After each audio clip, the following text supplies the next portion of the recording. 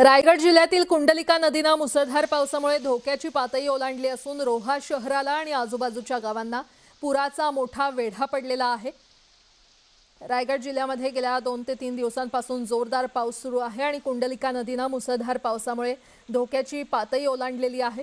त्यामुळे रोहा शहराला आणि आजूबाजूच्या गावांना पुराचा मोठा वेढा पडला असल्याचं पाहायला मिळतंय।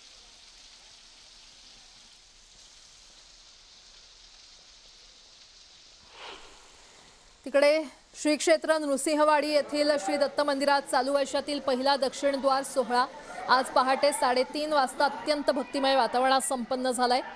कृष्णा नदीच्या पाणी पातळीमध्ये झालेल्या वाढीमुळे हा धार्मिक सोहळा पार पडलाय। यावेळी हजारो भाविकांनी श्री गुरुदेव दत्त यांच्या जयघोषात पवित्र स्नान करून दर्शनाचा लाभ घेतला।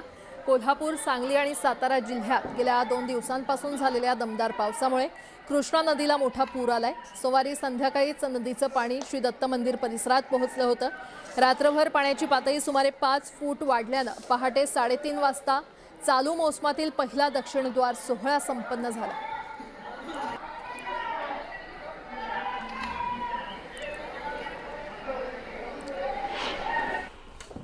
सातारा जिल्ह्याला आजही रेड अलर्ट जारी करण्यात आलेला आहे। पश्चिम घाट परिसरात मुसळधार पावसाने हाहाकार माजवलाय। या पार्श्वभूमीवर पाटण तालुक्यातील पर्यटन स्थळे आणि धबधब्यांवर जाण्यास प्रशासनाने निर्बंध घातलेत। डोंगर पठार, कोयना धरण परिसर, ओझरडे धबधबा आणि सडा वाघापूर पठार या सर्व पर्यटन स्थळांवर पर्यटकांना प्रवेशबंदी करण्यात आली आहे। पश्चिम घाटात मुसळधार पावसाचा कहर पाहायला मिळतोय। साताऱ्यातली ही दृश्य, त्यामुळे पाटण तालुक्यातील पर्यटन स्थळांवर बंदी घालण्यात आलेली आहे। धबधबे आणि पठार परिसरात प्रवेश बंदी करण्यात आलेली आहे। सातारा जिल्ह्याला आजही रेड अलर्ट जारी करण्यात आलेला आहे। तिकडे मुळशी तालुक्यातील ताम्हिणी परिसरातील सारोळे दावडी इथे डोंगर उतारावरील उत्खननामुळे मोठी दरड कोसळलेली आहे। सुदैवाने या दुर्घटनेत कोणतीही जीवितहानी झालेली नाही। डोंगराच्या खाली काही झोपड्या उभारण्यात आल्या होत्या, मात्र अतिवृष्टीमुळे धोका लक्षात घेऊन तेथील रहिवाशांनी यापूर्वी सुरक्षित स्थळी स्थलांतर केल्याने जीवितहानी टळलेली आहे।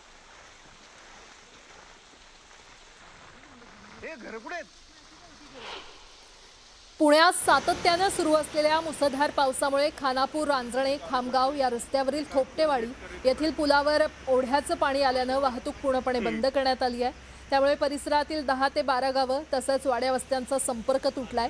दरम्यान पाबे घाट रस्ताही बंद झालेला आहे। पानशेतकडे जाणारा पर्यायी मार्ग देखील वाहतुकीसाठी बंद करण्यात आला। प्रशासनाने नागरिकांना या मार्गावरून प्रवास टाळावा असं आवाहन करण्यात आलेलं आहे।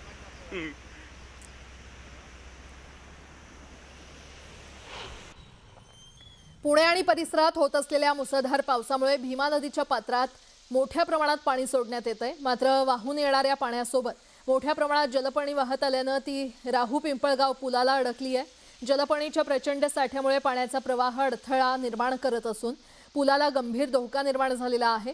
प्रशासनाने याकडे तातडीने लक्ष देऊन जलपर्णी हटवण्याची मागणी स्थानिक नागरिकांकडून केली जाते।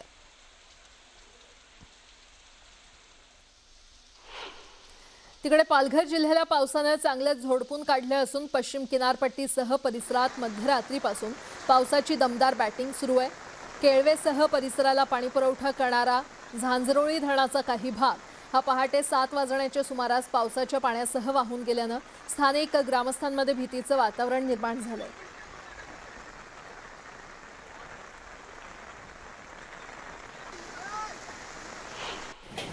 कल्याणमध्ये सुरू असलेल्या पावसामुळे मोठ्या प्रमाणात खड्ड्यांचं साम्राज्य निर्माण झालेलं आहे आणि अशातच आता कल्याणच्या पत्री पूल परिसरात एका खड्ड्यात बाईकस्वार पडल्याची घटना समोर आली आहे।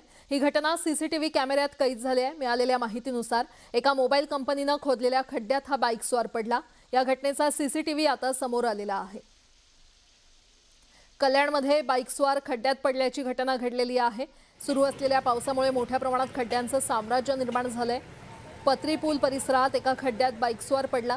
ही घटना कॅमेऱ्यात कैद झाली आहे। मिळालेल्या माहितीनुसार एका मोबाईल कंपनीने खोदलेल्या खड्ड्यात हा बाईकस्वार पडला। या घटनेचा व्हिडिओ आता समोर आलाय।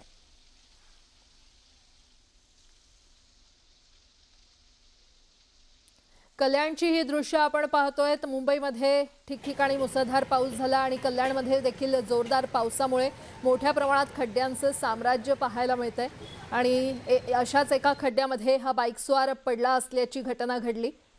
ही संपूर्ण घटना सीसीटीव्ही कॅमेऱ्यामध्ये कैद झालेली आहे। कल्याणच्या पत्रीपूल परिसरात ही घटना घडलेली आहे।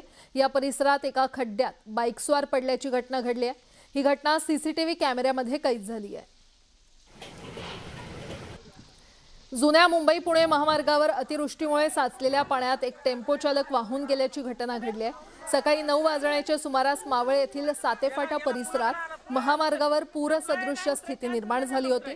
महामार्गावरील पाणी इंद्रायणी नदीकडे वाहत जात होतं आणि त्याच वेळी एका टेम्पो चालकाने या पाण्यात आपला टेम्पो वळवण्याचा प्रयत्न केला, मात्र या प्रयत्नात तो टेम्पोसह वाहून गेलाय। या टेम्पो चालकाचा जीव वाचला की नाही याबाबत प्रशासनाकडून अधिकृत माहिती मिळालेली नाही।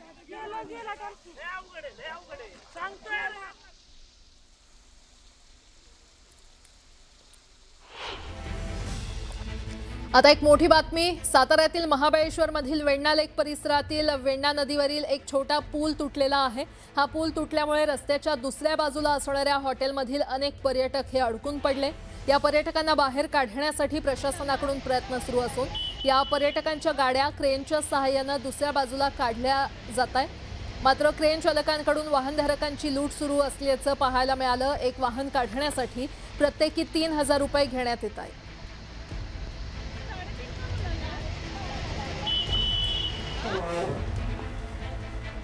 तर क्रेन चालक मात्र या संपूर्ण परिस्थितीमध्ये स्थानिकांची लूट करत असल्याचं पाहायला मिळतंय। एक वाहन काढण्यामागे 3000 रुपये घेण्यात आले।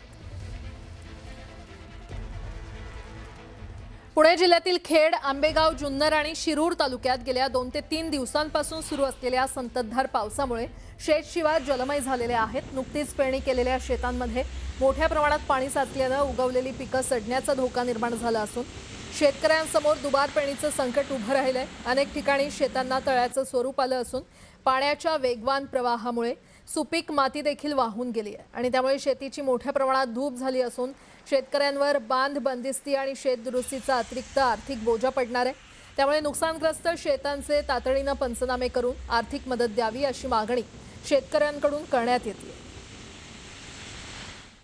उत्तर पुणे जिल्ह्यात गेल्या 3 दिवसापासून सुरू असलेल्या संततधार पावसामुळे या भागातील जी शेती आहे त्या शेतीला अक्षरशः तळ्याचं स्वरूप आलंय।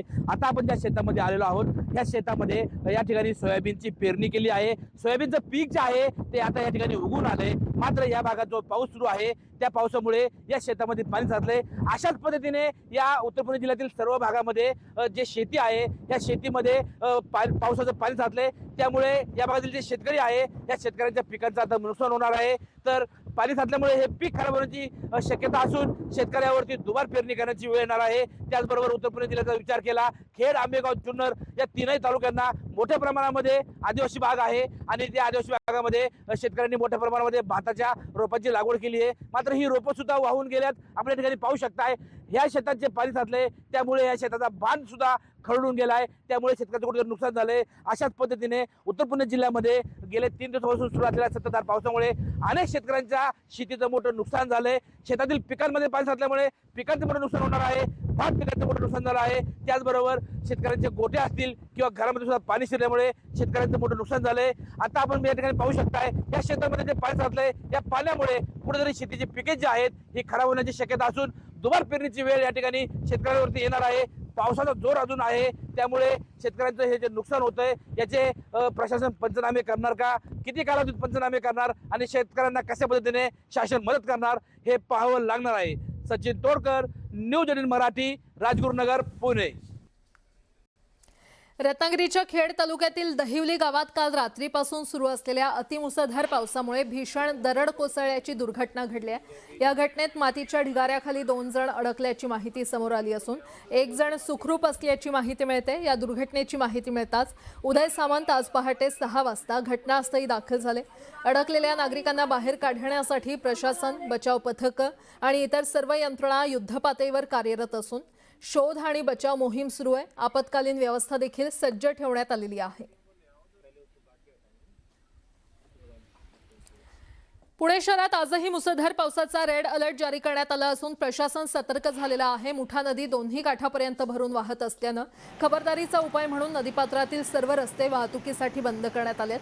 खडकवासला धरण साखळी क्षेत्रातही जोरदार पाऊस सुरू असून धरणातून आज मोठ्या प्रमाणात पाण्याचा विसर्ग होण्याची शक्यता आहे। या पार्श्वभूमीवर प्रशासनानं बॅरिकेडिंग करून भिडे पुलालगतचे दोन्ही रस्ते हे वाहतुकीसाठी बंद केले असून नागरिकांनी पर्यायी मार्गांचा वापर करण्याचं आवाहन केलेलं आहे।